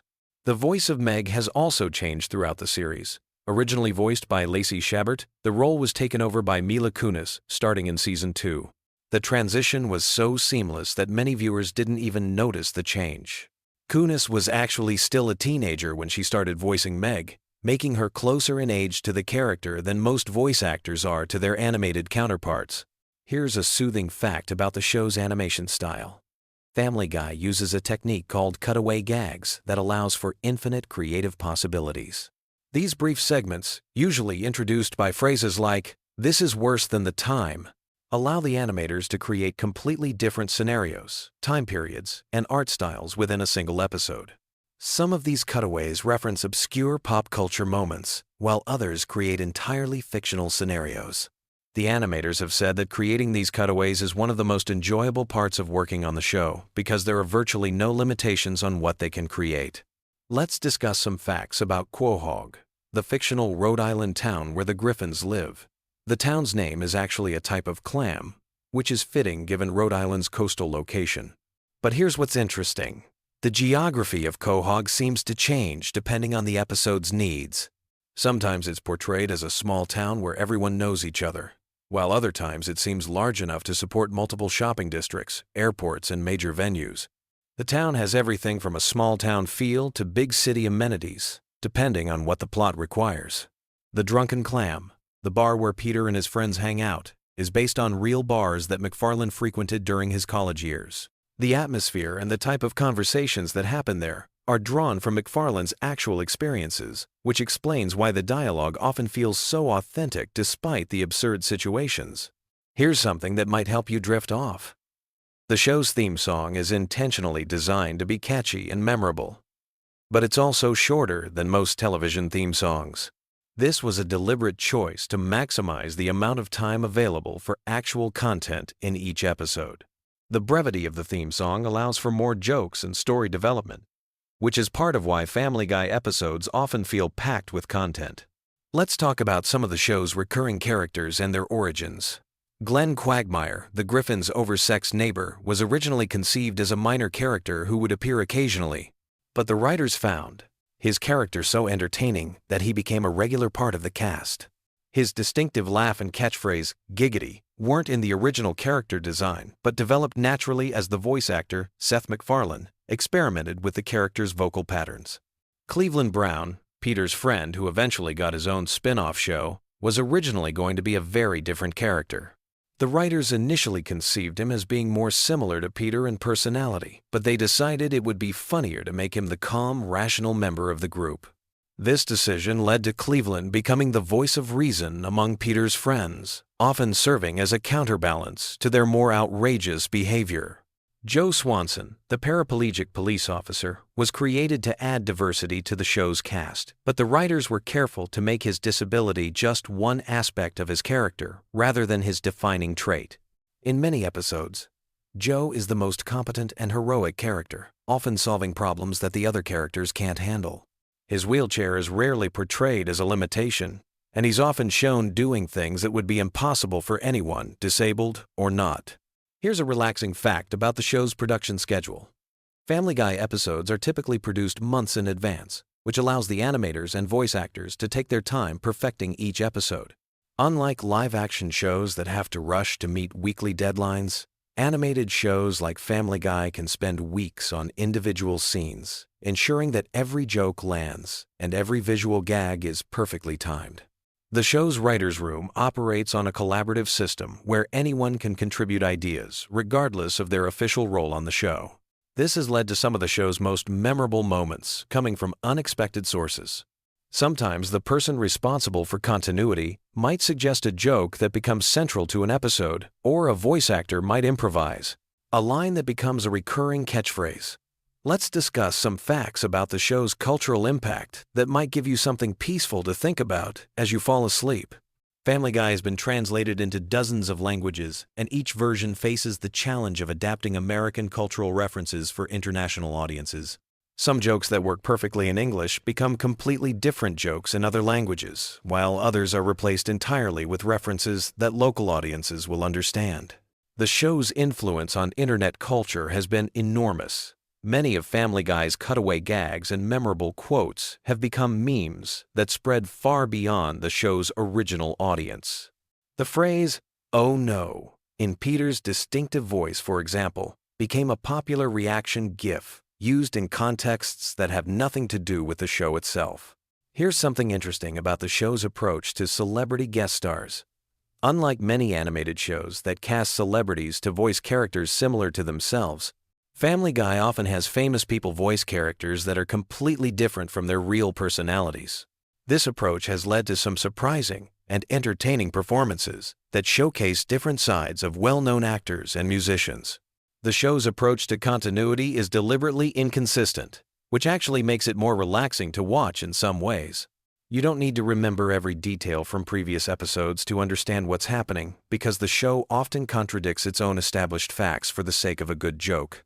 This means you can watch episodes in any order and still enjoy them fully, which is perfect for casual viewing or when you're trying to wind down. Let's talk about some facts about the show's music and sound design. Family Guy employs a full orchestra for many of its musical numbers, which is unusual for an animated television series. This attention to musical detail means that even throwaway songs and cutaway gags are often surprisingly well-produced and catchy. The show's composers have backgrounds in both television and theatrical music, which explains why many of the musical segments feel like they could work on stage. The sound effects in Family Guy are often created in unusual ways. The iconic sound of Peter falling down and hurting himself, which happens in almost every episode, is actually a combination of several different sounds layered together. The voice actors often provide their own sound effects during recording sessions, which gives the show a more organic feel than if all the sounds were added in post-production. Here's a fact that might help you smile as you drift off. The show's animators often hide small details in backgrounds that only the most observant viewers will notice. These Easter eggs can be anything from references to other shows, inside jokes among the production staff, or even tiny animations that have nothing to do with the main story. Finding these hidden details has become a hobby for some fans, who watch episodes multiple times just to catch things they missed. The show's approach to time and aging is fascinatingly inconsistent. While the characters never seem to get older, the show acknowledges the passage of time in other ways. Technology updates, cultural references change, and real-world events are incorporated into episodes. This creates a strange temporal bubble where the characters exist in a perpetual present that somehow includes decades of cultural history. Let's discuss some production facts that showcase the incredible amount of work that goes into each episode. A single episode of Family Guy requires thousands of individual drawings, even though much of the animation is now done digitally. Each character expression, each background element, and each special effect needs to be designed and animated individually. The attention to detail is remarkable when you consider how quickly episodes need to be produced. The voice recording process is also more complex than you might expect. While Seth MacFarlane voices multiple characters, he rarely records them in conversation with each other during the same session. Instead, each character's lines are recorded separately, and the conversations are constructed in post-production. This means that MacFarlane has to imagine how his different characters would interact with each other and adjust his performance accordingly. Here's something soothing to consider. Despite all the chaos and controversy surrounding Family Guy, the show has created jobs for hundreds of people over its many seasons. Animators, voice actors, writers, musicians, sound engineers, and countless other professionals have built careers working on this show. In a way, all of this absurd humor has created a small community of creative people who work together to bring these ridiculous stories to life. The show's international success has also led to cultural exchange in unexpected ways. American animators have learned techniques from international studios, while animators from other countries have brought their own cultural perspectives to American television. This cross-pollination of ideas has enriched the medium of animation as a whole. As we near the end of our journey through these Family Guy facts, let's consider something that might give you pleasant dreams. The show's enduring popularity suggests that there's something universally appealing about stories of dysfunctional families who, despite all their problems, somehow stick together. Even though the Griffin family is exaggerated to absurd proportions, there's something recognizable about their dynamics that resonates with audiences around the world. The show's ability to find humor in everyday situations, even when those situations are taken to impossible extremes, reflects a fundamentally optimistic view of life. No matter how bad things get, there's always something to laugh about. This perspective can be oddly comforting when you're trying to wind down from your own day's challenges. So, as you drift off to sleep tonight, you can think about this wild, wonderful, and completely unpredictable animated world where anything can happen, where the impossible is routine, and where laughter is always just around the corner. Sweet dreams, and may your rest be as peaceful as a Quahog evening, minus all the explosions and chaos, of course. Whether you're a longtime fan or someone who's just discovered these bizarre facts, I hope this journey through Family Guy's strange universe has given you something entertaining to think about as you fall asleep. Remember, in the world of animation, anything is possible, and tomorrow is just another opportunity for new adventures and unexpected laughs. Picture this. You're lying in bed, scrolling through your phone at 2 in the morning, and suddenly you're wondering about the most random Family Guy trivia that exists. Well, you've come to the right place, because tonight we're diving deep into the weirdest, most fascinating, and downright bizarre facts about everyone's favorite dysfunctional animated family, from secret voice actor connections to hidden Easter eggs that took fans decades to discover. These facts will blow your mind and give you plenty to think about as you drift off to sleep. Let's start with something that'll make you question everything you thought you knew about Peter Griffin's voice. Did you know that Seth MacFarlane actually based Peter's distinctive voice on a security guard he met while working at Hanna-Barbera? The guard had this thick New England accent that MacFarlane found absolutely hilarious, so he started imitating it during production meetings. What's even crazier is that this security guard had no idea he was the inspiration for one of television's most iconic cartoon characters, until years later when a coworker pointed it out to him. Imagine finding out that your voice became the foundation for a character watched by millions of people worldwide. Speaking of voices, here's something that might surprise you about Meg Griffin. Originally, Lacey Shaybird voiced Meg during the first season and part of the second season. But when she left to pursue other projects, Mila Kunis stepped in without anyone really noticing. The transition was so seamless that many longtime fans still don't realize there was ever a voice change. What makes this even more interesting is that Mila Kunis was initially hesitant to take the role because she felt bad about replacing another actress. Little did she know, she'd be voicing Meg for over 2 decades. Now let's talk about Stewie Griffin's accent, because there's a fascinating story behind that sophisticated British tone. Seth MacFarlane has revealed that Stewie's voice is actually inspired by Rex Harrison, the actor who played Professor Henry Higgins in the musical My Fair Lady. But here's the twist that most people don't know. MacFarlane originally wanted Stewie to gradually lose his accent as he got older, showing his American upbringing taking over. However, fans loved the accent so much that the creators decided to keep it permanently. This means Stewie's voice was supposed to be a temporary character trait that ended up becoming his most defining feature. Brian Griffin's character has one of the most unusual origin stories in animated television. Originally, Brian was going to be just a regular dog who couldn't talk. Seth MacFarlane only gave him the ability to speak because he needed a character who could serve as the voice of reason in the Griffin household. But here's what's really wild. Brian's personality is largely based on MacFarlane's own political views and personal struggles with alcoholism. In many ways, Brian serves as MacFarlane's animated alter ego, which explains why the character often breaks the fourth wall and seems more aware of the show's absurdity than other characters. The Griffin family's house has appeared in other Seth MacFarlane shows, but not in the way you might expect. The layout and design of the Griffin home was actually recycled and modified for use in American Dad as the Smith family residence. If you look closely at both houses, you'll notice they share remarkably similar floor plans, just with different decorations and color schemes. This was done to save time and money during production, but it created an unintentional connection between the two shows that eagle-eyed fans discovered years later. Cleveland Brown's spin-off show, The Cleveland Show, was originally supposed to be much darker in tone. The initial concept had Cleveland dealing with serious issues like racism, economic struggles, and family dysfunction in a more realistic way. However, Fox executives pushed for a lighter approach that would better match Family Guy's comedic style. This decision ultimately led to the show's cancellation after 4 seasons, as it never quite found its own identity separate from its parent series. Here's a fact that'll make you appreciate the show's attention to detail.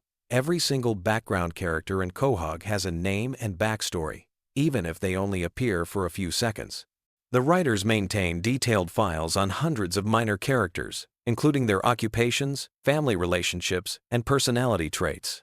This level of world building is incredibly rare in animated comedies and helps explain why Quahog feels like a real town despite all its absurdities. The famous chicken fight scenes between Peter and Ernie the Giant Chicken weren't originally planned to become a recurring gag. The first fight scene was supposed to be a one-time joke, but the animation team had so much fun creating it that they kept extending the sequence. What was originally planned as a 30-second bit became a multi-minute epic battle that destroyed half of downtown Quahog. The positive fan reaction convinced the writers to bring back the chicken fights as a regular feature. Lois Griffin's piano playing isn't just for show. Alex Borstein, who voices Lois, is actually an accomplished pianist in real life. During recording sessions, she often plays the piano parts herself rather than having them added in post-production. This gives Lois's musical performances a more authentic feel and allows Borstein to better connect with the character during emotional scenes involving music. The show's timeline is intentionally confusing, and there's a specific reason for this creative choice. Seth MacFarlane wanted Family Guy to exist in a floating timeline where characters never age and current events can be referenced without dating the show. This means that episodes from 1999 and episodes from 2023 can both reference contemporary events as if they're happening simultaneously. It's a narrative technique borrowed from comic books, where characters like Batman have been fighting crime for decades without aging. Meg's unpopularity among her family and peers was originally supposed to be temporary. The writers planned to give her a character development arc where she eventually found her confidence and earned respect from others. However, the jokes about Meg being ignored and mistreated became so popular with audiences that the writers decided to make it a permanent aspect of her character. This decision has created one of the most consistent running gags in the show's history. The Family Guy writing room operates under a unique rule. Any writer can pitch a cutaway gag at any time, regardless of what's being discussed. This policy has led to some of the show's most memorable non-sequitur moments, including random historical events, celebrity parodies, and completely absurd scenarios. The writers keep a massive database of unused cutaway ideas that they can draw from whenever they need to fill time or add extra laughs to an episode. Here's something that might change how you watch the show. Many of the most quotable Peter Griffin lines were completely improvised by Seth MacFarlane during recording sessions. MacFarlane has a habit of going off script and trying different variations of lines until he finds something that makes the entire recording booth laugh. These spontaneous moments often end up being the most memorable parts of episodes, proving that sometimes the best comedy comes from pure improvisation. The character of Joe Swanson was created specifically to challenge stereotypes about people with disabilities. Rather than being defined by his wheelchair, Joe is portrayed as incredibly capable, often more physically impressive than his able-bodied friends. His character was inspired by real police officers and military veterans who continued serving their communities despite physical challenges. Writers worked closely with disability advocacy groups to ensure Joe's portrayal remains respectful and empowering. Family Guy holds a unique record in television history. It's the only show to be canceled twice by the same network and brought back both times due to fan demand. The first cancellation happened after the second season due to low ratings. But DVD sales and reruns on Adult Swim generated such a passionate fan base that Fox decided to revive it. When it was canceled again after the third season, the fan campaign was even stronger, leading to its permanent return and eventual status as one of Fox's longest-running shows. The show's animation style deliberately mimics classic cartoons from the 1960 seconds and 1970 seconds. Seth MacFarlane grew up watching shows like The Flintstones and The Jetsons, and he wanted Family Guy to have that same timeless cartoon aesthetic. This choice means that episodes from the early 2000s don't look dated compared to more recent episodes, helping the show maintain visual consistency across more than 2 decades of production. Stewie's sexual orientation has been a subject of fan speculation for years, and Seth MacFarlane has given conflicting answers about it intentionally. MacFarlane has stated that Stewie's sexuality is meant to be ambiguous and fluid, reflecting the complexity of human identity. This decision allows the character to work in various comedic contexts, without being confined to specific stereotypes or expectations. The Griffin family dog Brian was almost replaced permanently in 2013, but the decision was reversed after just 2 episodes due to overwhelming fan backlash. The writers killed off Brian and introduced a new dog named Vinny, planning to make this change permanent. However, the negative fan reaction was so intense that they quickly brought Brian back to life and wrote Vinny out of the show. This incident demonstrated just how attached audiences had become to the original characters. Here's a production secret that few fans know. Many of Family Guy's most elaborate action sequences are animated by the same team that works on major Hollywood animated films. When the show needs complex chase scenes, fight sequences, or musical numbers, they often hire freelance animators who normally work on Disney or Pixar movies. This explains why certain Family Guy sequences have surprisingly high production values compared to typical television animation. The town of Quahog is loosely based on several real New England locations, but it's primarily inspired by Cranston, Rhode Island, where Seth MacFarlane spent time during his childhood. Many of Quahog's landmarks and businesses are based on real places that MacFarlane remembered from his youth. The Drunken Clam Bar, for example, is inspired by a combination of several actual bars in the Providence area. Cleveland's voice actor Mike Henry made the unusual decision to step down from voicing the character in 2020, stating that a black character should be voiced by a black actor. This decision led to extensive recasting and rewriting to maintain character continuity while respecting the importance of authentic representation in voice acting. The transition process involved careful collaboration between Henry, the new voice actor, and the writing team to preserve Cleveland's established personality. Family Guy episodes often contain hidden references to other Seth MacFarlane projects, including American Dad and The Orville. These Easter eggs are scattered throughout episodes in the form of background details, character names, and brief visual gags. Finding all these connections has become a hobby for dedicated fans who maintain detailed databases of cross-references between MacFarlane's various shows. The show's musical numbers are often more complex than they appear on screen. Many of the songs featured in Family Guy episodes are full-length compositions that get edited down for television. Complete versions of these songs exist and are sometimes released as bonus content or special features. The writers and composers put significant effort into creating these musical sequences, often treating them as mini-musicals within the larger episode structure. Quagmire's famous giggity catchphrase was originally supposed to be used only once as a throwaway joke.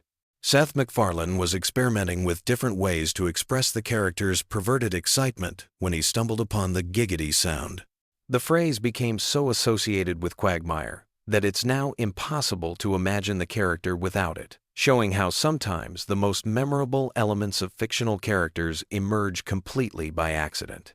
The Family Guy universe contains numerous characters who have appeared across multiple episodes spanning decades, creating one of the most extensive animated fictional communities on television. Background characters like the greased-up deaf guy, the evil monkey, and various Quahog residents have their own continuing storylines and character development arcs that careful viewers can track across seasons. These random facts barely scratch the surface of Family Guy's incredibly detailed fictional world. From voice acting secrets to animation techniques, from character development decisions to production challenges, every aspect of this show has fascinating stories behind it. As you drift off to sleep tonight, you can rest easy knowing that somewhere in Quahog, the Griffin family is probably getting into another ridiculous adventure that will entertain audiences for years to come. Sweet dreams, and remember, when life gets you down, at least you're not Meg Griffin trying to fit in at James Woods High School. Hey there, night owls and Family Guy fanatics. If you're scrolling through YouTube at 3 in the morning looking for something to help you drift off to dreamland, you've stumbled upon the perfect video. Tonight we're diving deep into the bizarre, hilarious, and sometimes completely unhinged world of Family Guy with some truly wild facts that'll either lull you to sleep or keep you wide awake wondering how Seth MacFarlane's mind actually works. So grab your favorite blanket, dim those lights, and let's explore the wonderfully weird universe of Quahog, Rhode Island. Trust me, by the end of this journey through Family Guy's most fascinating secrets, you'll either be peacefully snoozing or have a whole new appreciation for just how crazy this show really gets. Let's start with something that might blow your mind. Did you know that Family Guy was actually canceled not once, but twice? Yeah, you heard that right. The show first got the axe in 2002 after just 3 seasons, and Fox thought they were done with the Griffin family forever. But here's where it gets interesting. The show found new life through DVD sales and reruns on Cartoon Network's Adult Swim block. The ratings were so incredible that Fox literally had to eat humble pie and bring the show back in 2005. Then, believe it or not, They canceled it again in 2007, only to reverse that decision just months later. Talk about a roller coaster relationship between a network and a show. Speaking of relationships, let's talk about the voice behind our favorite talking baby, Stewie Griffin. Seth MacFarlane doesn't just voice Stewie, he also voices Brian, Peter, Glenn Quagmire, and several other characters. But here's the kicker. MacFarlane based Stewie's voice on the accent of English actor Rex Harrison, who you might know from the classic musical My Fair Lady. Yeah, that sophisticated, slightly pompous British accent that makes Stewie sound like an evil mastermind. It's straight from a Broadway legend. MacFarlane has said in interviews that he wanted Stewie to sound like an old-school English gentleman, which makes it even funnier when this supposedly refined character is plotting world domination from his crib. Now, if you think the show pushes boundaries on television, you should hear about some of the stuff that never made it to air. The writers and animators have created countless scenes, jokes, and entire storylines that were deemed too controversial even for Family Guy's standards. And considering what does make it onto television, that's really saying something. There's apparently an entire vault of unused content that could probably fill several seasons' worth of episodes. Some of these rejected bits have made their way onto DVD releases as deleted scenes, but many remain locked away forever, too wild even for the show known for having no limits. Here's something that might surprise you about the show's production process. Unlike many animated series that plan out entire seasons in advance, Family Guy often operates more like a live-action sitcom.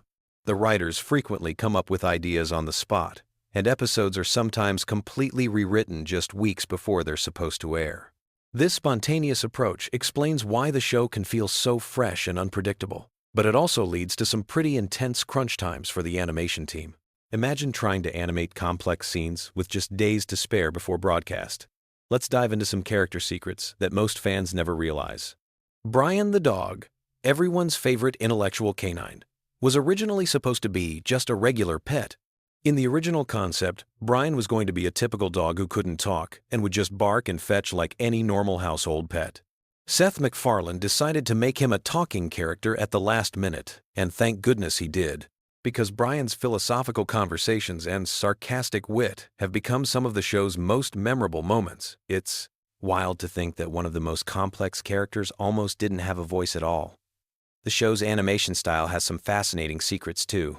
Those seemingly simple character designs actually take an enormous amount of work to create. Each character has hundreds of different facial expressions and poses that animators can mix and match. Stewie alone has over 300 different mouth positions just for speaking different sounds. The animators have to keep track of all these variations to maintain consistency across episodes. It's like having a massive digital puppet show where every single movement has to be carefully orchestrated. Here's a fact that might make you appreciate the show's music even more. Seth MacFarlane isn't just the creator, writer, and voice actor for multiple characters. He's also a legitimate recording artist who's released several albums of traditional pop standards. His musical background heavily influences the show, which is why you'll notice that Family Guy has more musical numbers than most animated comedies. Those elaborate song and dance sequences aren't just thrown in for laughs. They're crafted by someone who genuinely understands musical theater and classic American songbook traditions.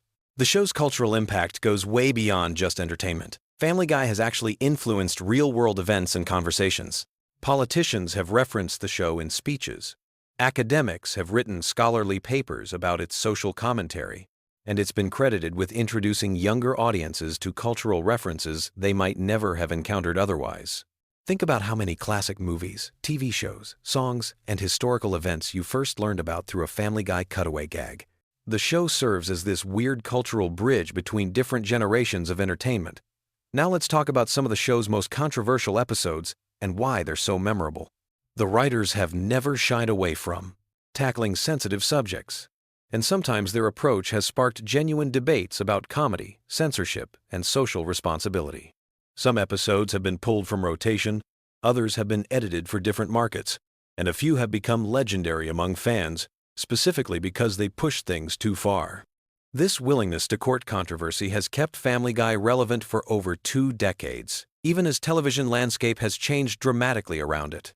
The voice acting process for Family Guy is unlike anything you'd expect.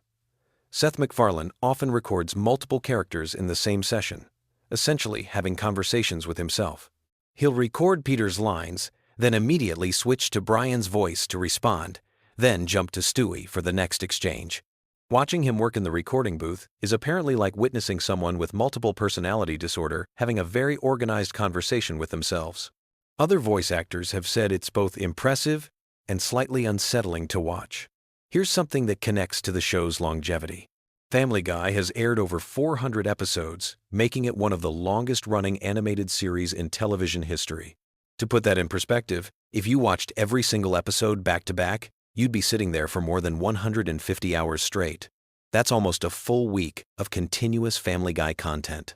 The show has literally created enough material to entertain someone for an entire week without sleeping, eating, or taking a single break. The show's international versions reveal some fascinating cultural differences. Family Guy is broadcast in dozens of countries, and each version has to navigate different censorship standards and cultural sensitivities. In some countries, entire jokes are replaced with completely different content. In others, characters' names are changed, and certain running gags are modified to make sense to local audiences.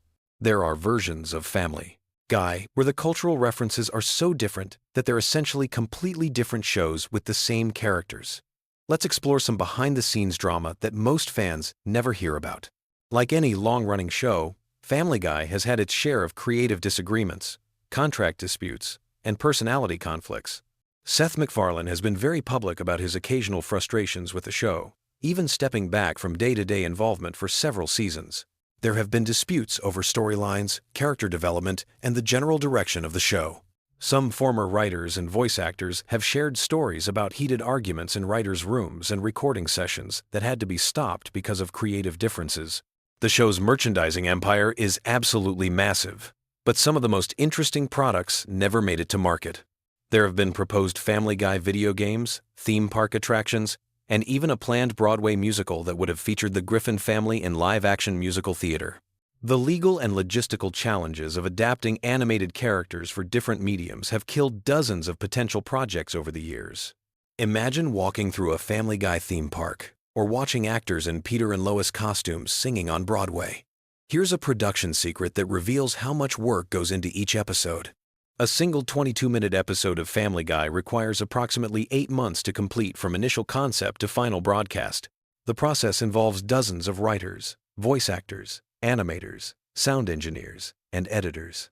Every single frame is reviewed multiple times. Every joke is analyzed and often rewritten. And every visual gag is carefully planned and executed. What looks like simple animation on screen represents thousands of hours of collaborative creative work. The show's relationship with censorship has created some legendary stories. There are episodes that exist in multiple versions, with different levels of content depending on when and where they're broadcast. The uncensored DVD versions of some episodes contain jokes and scenes that have never been seen on television.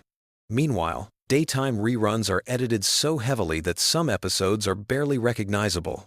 The writers have learned to create content in layers, knowing that different versions will need different levels of editing for different audiences. Family Guy's influence on internet culture deserves its own discussion. The show has generated countless memes, viral videos, and online discussions. Certain episodes have become legendary specifically because of how they're shared and referenced online. The show's cutaway gag format translates perfectly to social media, where short, punchy jokes can be easily shared and remixed. Some Family Guy moments have become more famous as internet memes than they ever were as television content. The voice acting talent that has appeared on Family Guy reads like a who's who of entertainment. Celebrities often jump at the chance to appear on the show, sometimes playing themselves, sometimes voicing original characters. The guest star list includes everyone from major Hollywood actors to political figures to professional athletes. Some celebrities have become recurring characters, while others have appeared just once but created memorable moments that fans still talk about years later. Here's something that might change how you watch the show. Many of the seemingly random cutaway gags are actually carefully constructed references to specific movies, TV shows, or historical events. The writers spend considerable time researching these references to make sure they're accurate, even when they're being completely absurd. There are entire databases that catalog every cultural reference in every episode, and the depth of knowledge required to understand all the jokes is honestly staggering. The show's animation has evolved significantly over its run, but not always in ways you might expect.